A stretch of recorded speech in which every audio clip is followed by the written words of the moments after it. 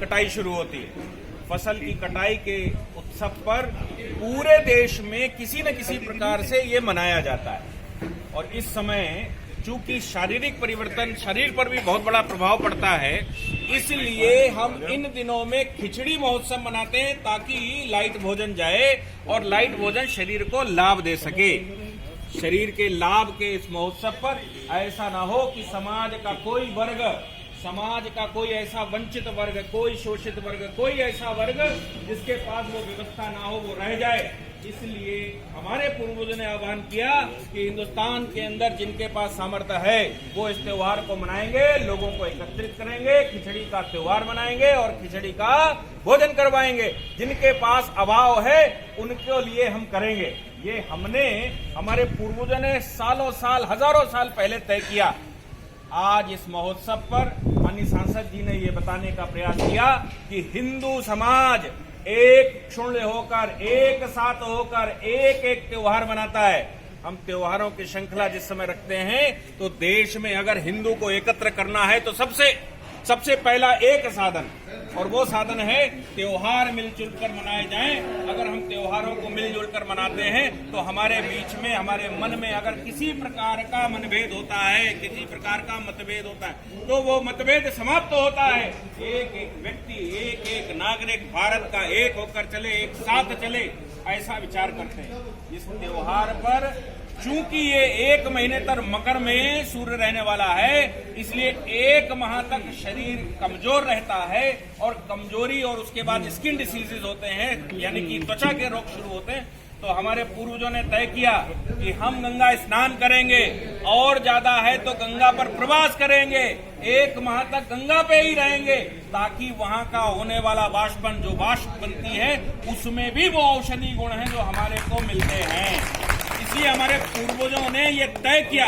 और सौभाग्य फर्रुखाबाद का कि हिंदुस्तान के अंदर इलाहाबाद यानी कि प्रयाग के बाद अगर सबसे बड़ा कोई मेला इस माह में लगता है तो वो फर्रुखाबाद है। इस फर्रुखाबाद का जो सबसे पुराना नाम है, बड़े विवाद कल हम एक जगह बात कर रहे थे तो बड़े विवादों में लोगों ने कहा नहीं, इसका नाम तो केवल अपराकाशी है। अगर आप वेदों को उठाकर देखेंगे तो 21 जगह पर कंपिलवासिनी देवी की पूजा वेदों में है। महाभारत बहुत बात की है, वेदों में 21 जगह कंपिलवासिनी देवी की पूजा है। अगर आप शिव पुराण पढ़कर देखेंगे तो पंचमुखी भगवान का विवरण है। पंचमुखी भगवान अगर आप जाएंगे तो यहाँ शमशाबाद में भी पंचमुखी भगवान का दर्शन कर सकते हैं और आप कंपिल जाएंगे तो कंपिल में भी आप पंचमुखी भगवान के दर्शन कर सकते हैं, रामेश्वरम भगवान के दर्शन कर सकते हैं। आप ये जो नगर है इसका सबसे पुराना पौराणिक नाम स्वर्गद्वारी, और स्वर्गद्वारी इसलिए कहा गया क्योंकि पूरे देश से जिस समय कैलाश मानसरोवर की यात्रा शुरू होती थी तो हमारे यहाँ गंगा स्नान करने के बाद कैलाश मानसरोवर के लिए हम जाते थे और उसके बाद ये शहर तो बहुत बाद में बसे, ये अंतिम छोर था। इसलिए यहाँ से कैलाश का चूंकि यात्रा शुरू हो रही, इसलिए इस पूरे के पूरे घाट को स्वर्गद्वारी कहा गया। स्वर्ग का रास्ता अगर कहीं से जाएगा तो वो इस स्वर्गद्वारी से होकर जाएगा। बाद में इसके विभिन्न नाम होते रहे, महाभारत काल में अलग नाम हुआ। जिस समय फर्रुखाबाद नाम फारुखशेर के नाम पर रखा गया उस समय इसका नाम अपराकाशी था, लेकिन एक इसका पौराणिक महत्व है। हम सौभाग्यशाली हैं, हिंदुस्तान सौभाग्यशाली है और ये जनपद सौभाग्यशाली है कि काशी के बाद अगर संसार का सबसे पुराना कोई शहर है तो वो हमारा शहर है। विस्मृत हो गया हो, विस्मृतियां हमारे पास आ गई हो, गुलामी की वजह से हमको याद न रहा हो, ये सब विभिन्न बातें हैं। इसीलिए ढाई घाट का जो मेला है वो संसार के सबसे पुराने मेलों में से माना जाता है। चूंकि रोड यहां से बनी, रास्ता यहां से निकला, तो बाद में सन 1956-57 में यहां पर रामनगरिया भी शुरू हुई। और आज हम देखते हैं कि संसार में अगर कहीं पर इस माह में मेले लगते हैं तो उनमें एक स्थान हमारा भी है। अब इस स्थान पर विभिन्न जनपदों के, विभिन्न एरियों के, विभिन्न जगहों के लोग प्रवास करने आते हैं। जो प्रयाग नहीं जा सकता, जो काशी नहीं जा सकता, वो यहाँ ढाई पर जाए, वो यहाँ रामनगरिया में जाए और यहाँ पर प्रवास करे, उतना ही पुण्य मिलता है जितना कि प्रयाग में पुण्य मिलता है। इसलिए हमारे पूर्वजों ने यह भी तय किया कि जो लोग यहाँ पर प्रवास करेंगे और इन स्थानों पर प्रवास करेंगे, जो लोग वंचित हैं उनको हम दान करेंगे, और हम दान करेंगे तो दान की प्रक्रिया शुरू होगी। अपने बच्चों से दान करवाते हैं, हम स्वयं दान करते हैं।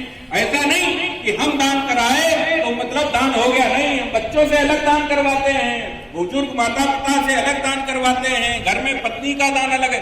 एक एक व्यक्ति यहाँ दान की प्रक्रिया को अपनाता है, और दान कुछ इस प्रकार का कि मानव समाज का भला हो सके। इसके लिए हम छोटे छोटे ग्रुप्स में, छोटे छोटे स्थानों पर खिचड़ी का त्योहार सामूहिक रूप से भी मनाते हैं। हमारा सौभाग्य देखिए कि आज इस समय पर जब ये त्योहार मकर संक्रांति से लेकर माघी पूर्णिमा तक फर्रुखाबाद में मनाया जाता है और संसार की सबसे पुरानी नगरी में मनाया जाता है, उसी समय भगवान राम के मंदिर का आह्वान हुआ है। आप सोचकर देखिए, 1000 वर्ष से आंदोलन चल रहा है। सबसे पहले जब मंदिर तोड़ा तो 1027 में सलार मसूर ने मंदिर तोड़ा, जो वापस जाते समय उसको जीवित नहीं छोड़ा गया। हम याद करें कि तब के बाद गोविंद देव जी ने पूरी संपत्ति लगाकर उसको बनवाया, और फिर दोबारा तोड़ा गया, और दोबारा तोड़ने के बाद ये गुम्बद बनाए गए। इन गुम्बदों के एक बड़ी खास बात है, अंग्रेजों के समय भी जब आंदोलन चला और गुम्बद के ऊपरी हिस्से को तोड़ा गया तो उस समय 80 लाख रुपए की पेनाल्टी हिंदुओं पर लगाई अंग्रेजों ने। ये बहुत पुरानी बात नहीं है, आज से 100-125 साल पुरानी बात है। 100-125 साल पहले आप सोच सकते हो कि 80 लाख रुपए की पेनाल्टी, जब हम शोषित वंचित थे, जब तंत्रीय शासन यहाँ चल रहा था, जब हमारे पास मोटा कपड़ा, मोटा अनाज ही खाने को होता था, अच्छा भोजन नहीं था, हम सिर्फ मानव मात्र नहीं, हम लेबर बन चुके थे, हम बंधु बन चुके थे, हम यहाँ कहीं ना कहीं कैद हो चुके थे। ऐसे समय पर अंग्रेजों ने 80 लाख रुपए की पेनाल्टी इसलिए लगाई ताकि उस पूरे क्षेत्र में हिंदू समाज हिम्मत भी ना कर सके कि वो अयोध्या की तरफ जाएगा। और देखिए, उस समय गोंडा की रानी, उसने कहा कि हिंदुओं के लिए मैं ये बर्दाश्त नहीं करूंगी। मेरा राज्य किस लिए है? मेरा राज्य तो भगवान का राज्य है। मैं उस क्षेत्र में राज्य करती हूं जिस क्षेत्र में भगवान का जन्म हुआ, और भगवान के आंदोलन के लिए हिंदू समाज को 80 लाख रुपए की पेनल्टी और नहीं तो जेल जाना पड़े, ऐसा मैं बर्दाश्त नहीं कर सकती। उसने अपनी पूरी की पूरी संपत्ति न्यौछावर कर दी। 80 लाख की पेनल्टी उसने स्वयं से भरी, अपना राज्य खत्म कर लिया, और राज्य खत्म करने के बाद वो किस गुमनामी में चली गई आज तक पता नहीं लगा। आप सोच सकते हैं कि इस मंदिर के लिए, ये हमारा मंदिर केवल नहीं है, ये जन्मभूमि है, ये भारत की अस्मिता है, ये भारत का सौभाग्य है, ये भारत का वैभव है कि राम राज्य, पूरा विश्व कहता है कि राम राज्य लाना है, लेकिन कैसे लाना है इसका विचार लोगों ने नहीं किया। दुर्भाग्य हमारा है कि आजादी के बाद हमने वो विचार नहीं किया और हम किसी दूसरे रास्ते पर चल पड़े। ईश्वर की कृपा देखिए कि हिंदुस्तान के अंदर ऐसा शासन, ऐसा जजमेंट, और सब एक साथ शुरू हो गया। भगवान ने तय किया कि किसको इस मंदिर निर्माण में भागीदारी बनाना है। हम सब कहते हैं कि हरि की इच्छा के बगैर हरि का नाम भी मुंह से नहीं निकलता, भगवान की इच्छा के बगैर मंदिर में दर्शन नहीं करता। बाहर से व्यक्ति निकल जाता है, बाहर से हाथ भी जोड़ लेता है, अंदर घुसता नहीं है। क्यों? कभी समय नहीं, तो कभी काम है, तो कभी घुसने नहीं दिया, तो कभी भीड़ है, तो कभी ताला लगा। ऐसे हिंदू समाज को जो भगवान कहते हैं उस समय ही हमको दर्शन करने को मिलते हैं। वो तय करते हैं कि हमको कब जाना है। आप सबके साथ कभी न कभी ये प्रकरण हुआ होगा कि भैया हम अचानक बैठे, उन्होंने कहा वैष्णो देवी जा रहे हैं, चलो भैया चलो, और मालूम पड़ा माता ने बुलाया है और हम वहां बाहर खड़े थे और वहीं से निकल लिए। ये माता का आवाहन, ये भगवान का आवाहन, ये आवाहन परमेश्वर ईश्वर स्वयं तय करता है। और हमारा सौभाग्य यह है कि हजारों वर्षों के बाद, त्रेता युग के बाद इतना बड़ा अवसर पहली बार हर्षोल्लास से मिला है। त्रेता के बाद द्वापर निकल गया, कलयुग आधा से ज्यादा निकल गया, और हमको सौभाग्य मिला। ईश्वर ने तय किया होगा, योनियों में योनि मना मनुष्य की योनि, और मनुष्य की योनि भी भारतवर्ष में जन्म, देवभूमि पर जन्म। और इस देवभूमि पर जन्म के बावजूद कब? जिस समय मेरा जन्म हुआ, जिस समय हम इस धरती पर हैं, उस समय भगवान का मंदिर बन रहा है। भगवान का मंदिर मेरे काल में बन रहा है, इससे बड़ा सौभाग्य हो ही नहीं सकता। तुलसीदास जी जो रामचरितमानस लिख गए वहां खड़े होकर रोते थे और रोकर ये कहते थे कि क्या मेरे प्रभु ऐसे बंधक बने रहेंगे। आप अगर उनकी दूसरी कृतियां पढ़ेंगे तो साफ नजर आता है कि कहते हैं कि क्या मेरे प्रभु ऐसे ही बने रहेंगे। आप सोचो, उनको सौभाग्य प्राप्त नहीं था, रामचरितमानस लिखी गई, उनका नाम स्मृत है, लेकिन उनको सौभाग्य नहीं था कि वो मंदिर के अंदर दर्शन कर सकते और मंदिर के अंदर पूजा पाठ करवा लेते। आज हमें सौभाग्य मिला है, हमारे समय पर ये आया है। ये परमेश्वर ने पहले से तय किया होगा, आपके पूर्व जन्मों के कुछ कृत्य होंगे, ये प्रारब्ध है कि हमको इस समय जन्म दिया और हमारे समय पर मंदिर का निर्माण होने जा रहा। कोई सामान्य मंदिर का निर्माण नहीं होने जा रहा, वो मंदिर का निर्माण ऐसा कि विश्व में सबसे बड़ा। जिस समय पताका फहरे तो हिंदुस्तान में जब व्यक्ति घुसे तो घुसने से पहले सोचे कि भारत जाना तो कहां जाना, भारत जाना तो अयोध्या जाना, भारत जाए तो ऐसा न हो कि वो सोचे कि कब्रिस्तान जाना, कब्रिस्तान मतलब ऐसा न हो सोचे कि ताजमहल देखने जाना। नहीं, भारत में प्रवेश करे तो कहे नहीं प्रभु राम के दर्शन करना। ऐसे प्रभु राम जो मर्यादाओं के पुरुषोत्तम हैं, जिनकी अपनी मर्यादाएं हैं और उन मर्यादाओं को अंतिम क्षण तक नहीं छोड़ा। एक चक्रवर्ती सम्राट होते हुए मर्यादाओं को नहीं छोड़ता।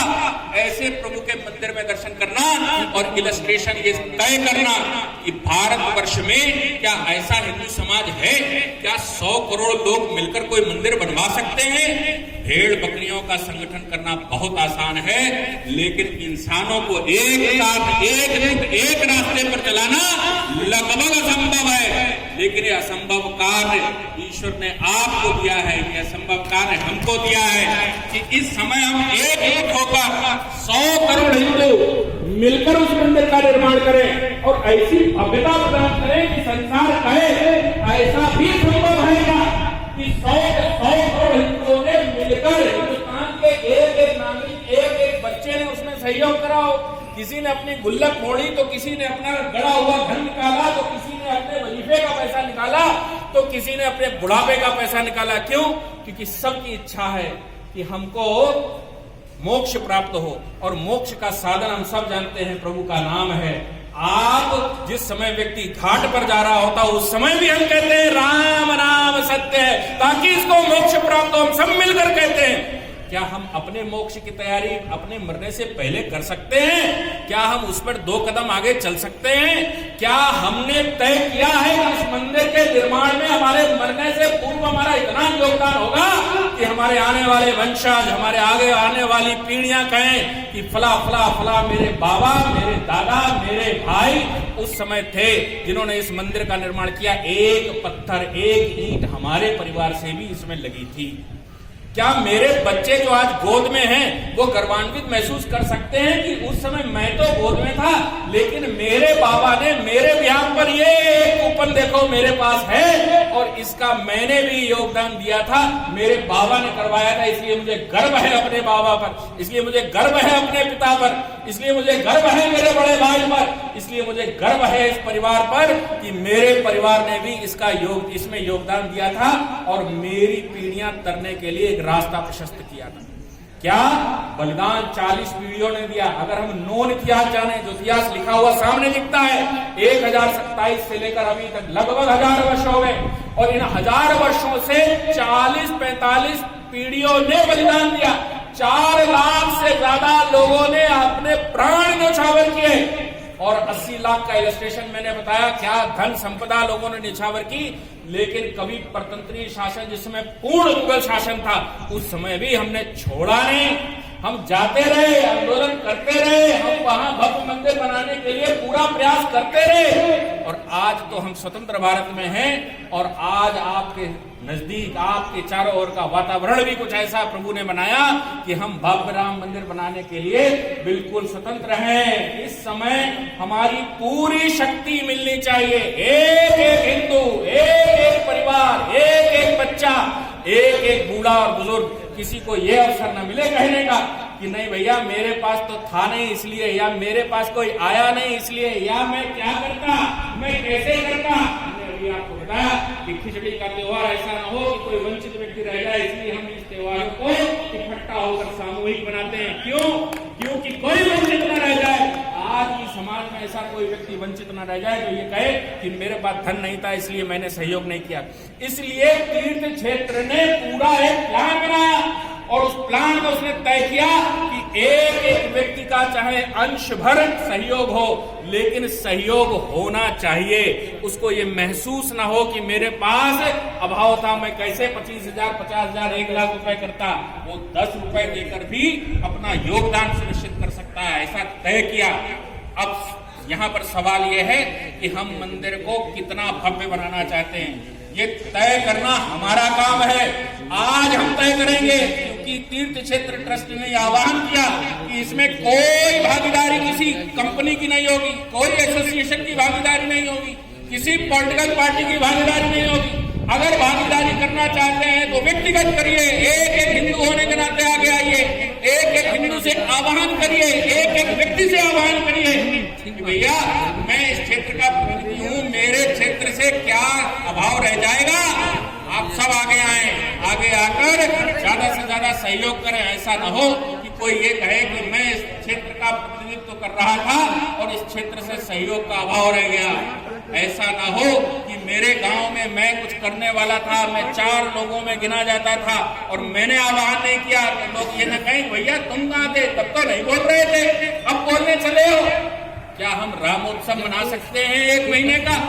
रामोत्सव हजारों वर्षों में ऐसा समय आया, ऐसा समय जब भगवान लौट कर आए लंका से, तो लौट के आते समय दीपोत्सव मनाया गया, लौट के आते समय दिवाली मनाई गई।